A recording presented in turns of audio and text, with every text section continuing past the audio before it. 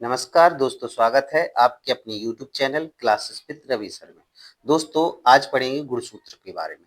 क्या है गुणसूत्र और ये किस प्रकार कार्य करता है, इसकी कार्य एवं संरचना। इससे पहले जो वीडियो था वो था नाभिकीय अम्ल यानी डीएनए और आरएनए के बारे में। ठीक है, तो डीएनए और आरएनए से ही ये क्या होता है कि गुणसूत्र प्राप्त होता है। ठीक है, डीएनए से हमें प्राप्त होता है ये गुणसूत्र। यानी कि हमने जो डीएनए पिछली क्लास में जो पढ़ा था, डीएनए आरएनए, वो क्या था, कोशिका के केंद्रक में। कोशिका के केंद्रक, कोशिका होती है, कोशिका के अंदर केंद्रक होता है। केंद्रक में क्या होते हैं, गुणसूत्र होते हैं। ठीक है, वो भी कहाँ पर, केंद्रक की जो बताया था नाभिकीय अम्ल है उसके साथ होते हैं या नाभिकीय अम्ल होते हैं। यानी कि कह सकते हैं जो डीएनए जो केंद्र गुणसूत्र होते हैं वो किसके बने होते हैं, डीएनए और हिस्टोन प्रोटीन के। ठीक है, किसके बने होते हैं, डीएनए के बने होते हैं और हिस्टोन प्रोटीन के बने होते हैं। ठीक है, क्या, गुणसूत्र। ठीक है, अच्छा, इसका जो नामकरण है, उत्पत्ति है, तो वो 1888 ईस्वी में ग्रीक शब्द क्रोमा और सोमा यानी क्रोमोसोम। ठीक है, क्रोमोसोम, क्रोमोसोम क्या बोलते हैं, गुणसूत्र। ठीक है, क्रोमा और सोमा दोनों से मिलकर बनी है, जिसका जिसका प्रयोग सर्वप्रथम किसके द्वारा किया गया, डब्ल्यू बाल्डेयर द्वारा किया गया। ठीक है, इस क्रोमा और सोमा दोनों से मिलकर क्या बनता है, क्रोमोसोम बनता है। ठीक है, क्रोमोसोम का मतलब होता है रंगीन सूक्ष्म संरचना, यानी कि ये शरीर की रंगीन सूक्ष्म संरचना होती है। ठीक है, इसका संरचना देखें तो किस प्रकार होती है, ये तुम्हारा ये इस प्रकार होती है संरचना।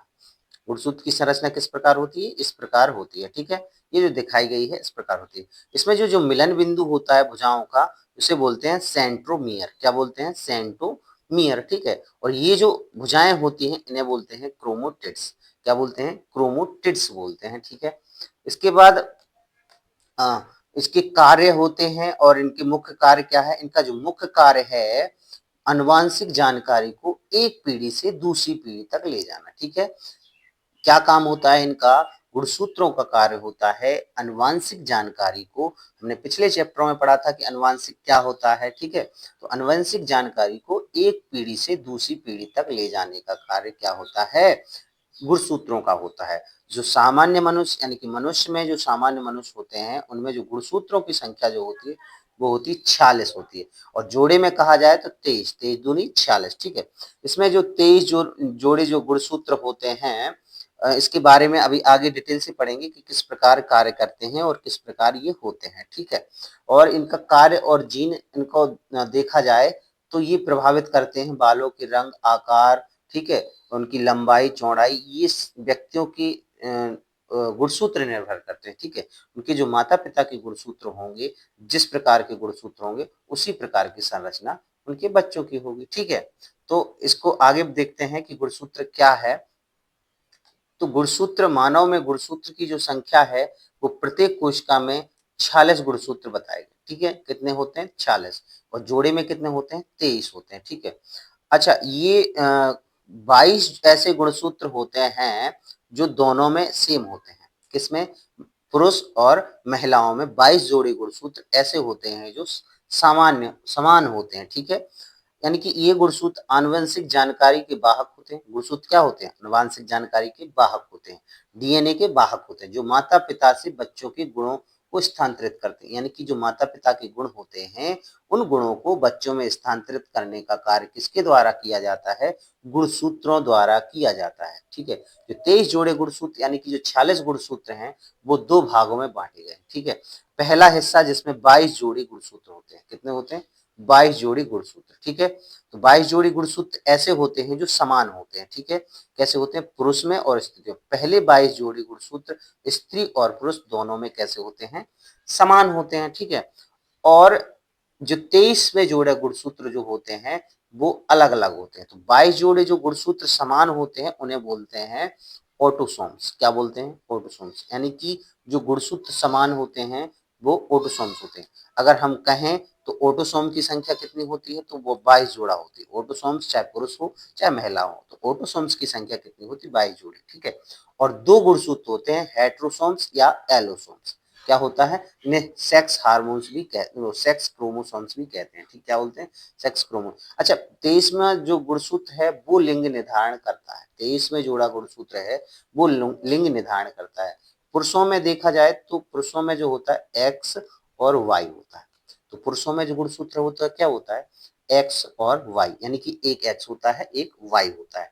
और महिलाओं में दोनों कैसे होते हैं, एक्स एक्स होते हैं। कैसे होते हैं, एक्स एक्स। ठीक है, तो महिलाओं में गुणसूत्र जो 23 में जोड़े होते हैं वो एक्स एक्स होते हैं, पुरुषों में क्या होते हैं, एक्स वाई। ठीक है, एक्स वाई जोड़ा में होते हैं पुरुषों में और एक्स एक्स होते हैं महिलाओं में। ठीक है, तो 22 जोड़ी ऑटोसोम्स होते हैं। 22 जोड़ी क्या होते हैं, ऑटोसोम्स, जो कि क्या होते हैं, बराबर होते हैं। ठीक है, दोनों में बराबर होते हैं, पुरुष में और महिलाओं में एक जैसे 22 जोड़ी गुणसूत्र ऐसे होते हैं जो बराबर होते हैं, जिन्हें बोलते हैं ऑटोसोम्स। ठीक है, और 23 में जोड़ा जो गुणसूत्र होता है वो अलग होता है। ठीक है, तो 22 दूनी 44 गुणसूत्र ये ऑटोसोम होते हैं, और 2 गुणसूत्र यानी कि क्या होते हैं, एलोसोम्स, या इसी को बोलते हैं हेट्रोसोम्स। क्या बोलते हैं, इसी को क्या बोलते हैं, इसी को बोलते हैं हेट्रोसोम्स। क्या बोलते हैं, हेट्रोसोम।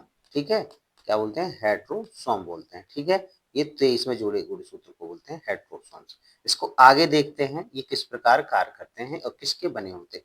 इनकी जो संरचना है दो पदार्थों से मिलकर बनी होती है। ठीक है, डीएनए और हिस्टोन प्रोटीन से। ठीक है, तो अभी हमने बताया था कि जो गुणसूत्र है वो किसके बने होते हैं, डीएनए और हिस्टोन प्रोटीन के। किसके बने होते हैं, डीएनए के और हिस्टोन प्रोटीन के। डीएनए जीवन की सभी निर्देश को स्टोर करता है, जबकि हिस्टोन प्रोटीन से इसे सहारा देता है। तो देखो डीएनए क्या है, जो आनुवांशिक जानकारी उसको स्टोर करता है। ठीक है, कौन करता है, डीएनए। और जो हिस्टोन होता है वो प्रोटीन होता है, जो क्या करता है, उसे सहारा देता है। ठीक है, उस जानकारी को सहारा देने का। तो ये डीएनए जो कि हम पहले भी क्लास में पढ़ा चुके हैं, पहले भी पढ़ा चुके हैं कैसे होता है डीएनए।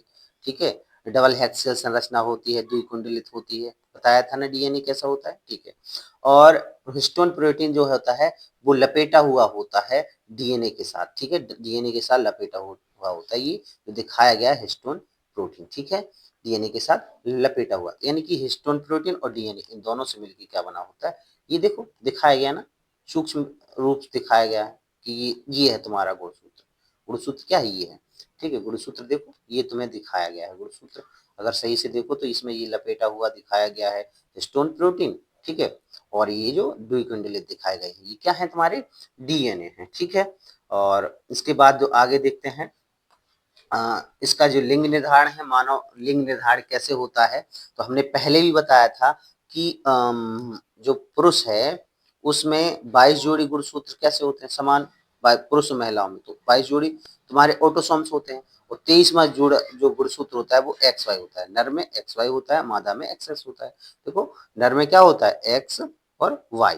नर में क्या होता है, नर में जो होता है वो होता है एक्स वाई। ठीक है, नर में होता है एक्स वाई। ठीक है, और मादा में क्या होता है, एक्स एक्स। ठीक है, नर में होता है एक्स वाई और मादा में होता है एक्स एक्स। ये 23वां गुणसूत्र होते हैं। ठीक है, ये 23वां जिन्हें बोलते हैं शुक्राणु, और इन्हें क्या बोलते हैं, अंडाणु। क्या बोलते हैं, अंडाणु। ठीक है, ये 22 गुणसूत्र तो समान होते हैं।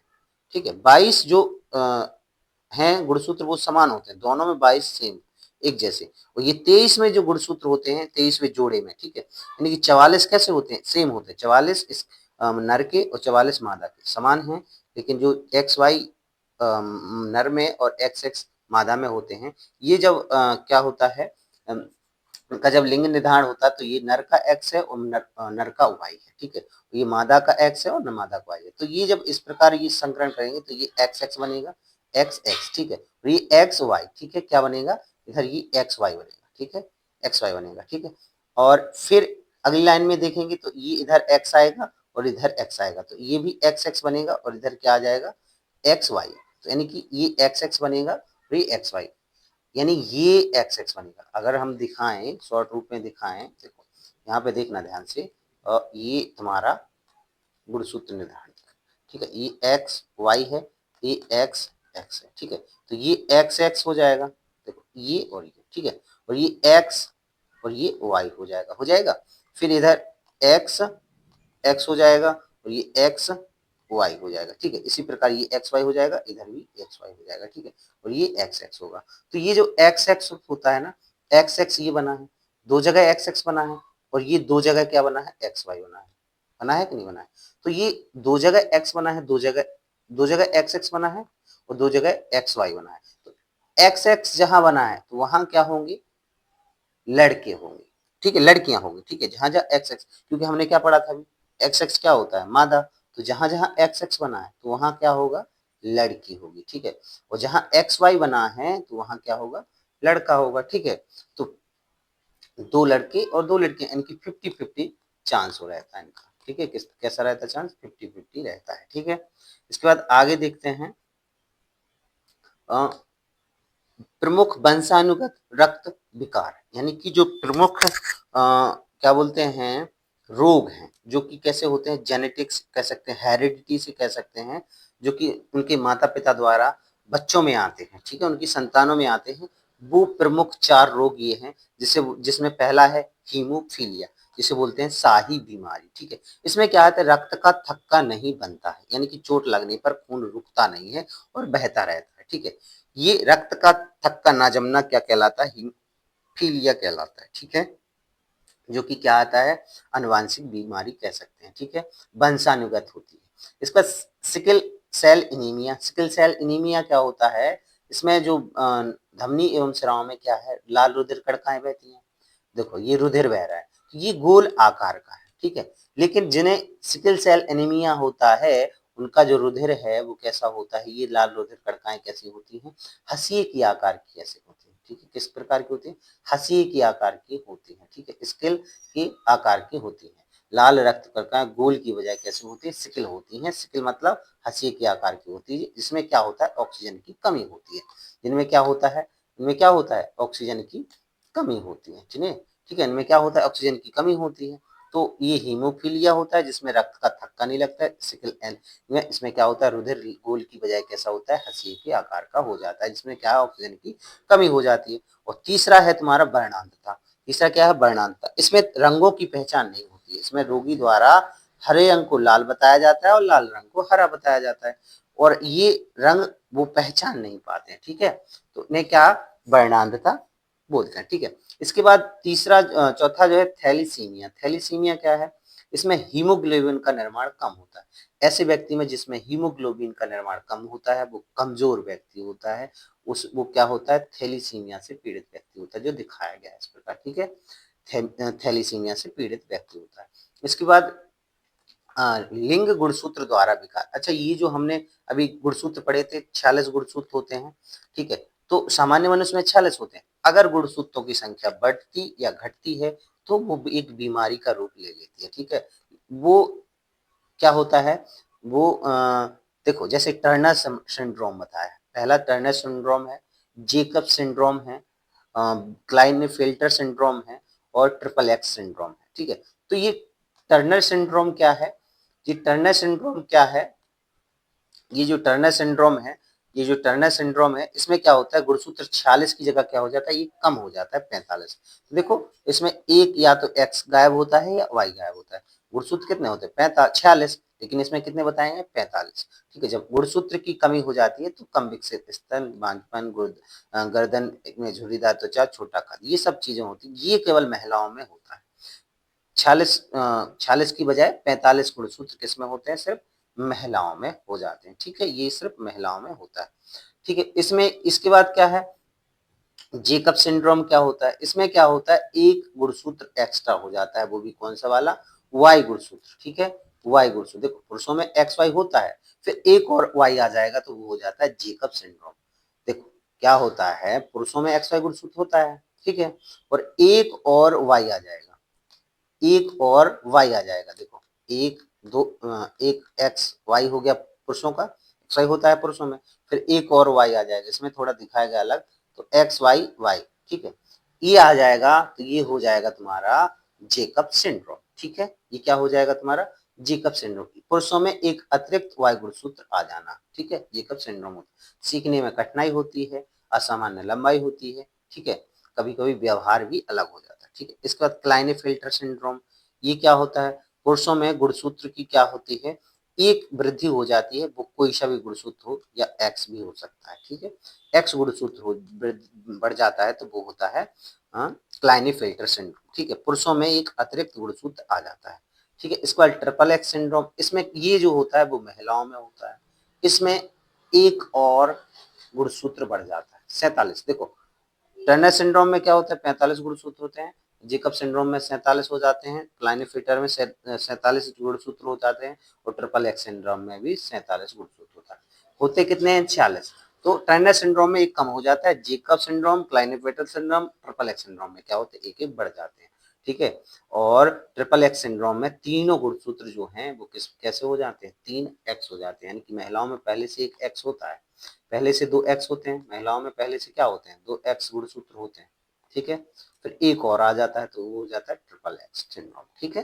ये ट्रिपल एक्स सिंड्रोम। हम इस क्लास को यहीं पे समाप्त करते हैं। ठीक है। अगली क्लास जो तुम्हारी होगी वो होगी तुम्हारी पोषण से संबंधित। पोषण क्या है, किस प्रकार करता है। ठीक है। विटामिन और प्रोटीन वगैरह ये सब पढ़ेंगे। ठीक है। और इस क्लास को यहीं पे समाप्त करते हैं। धन्यवाद।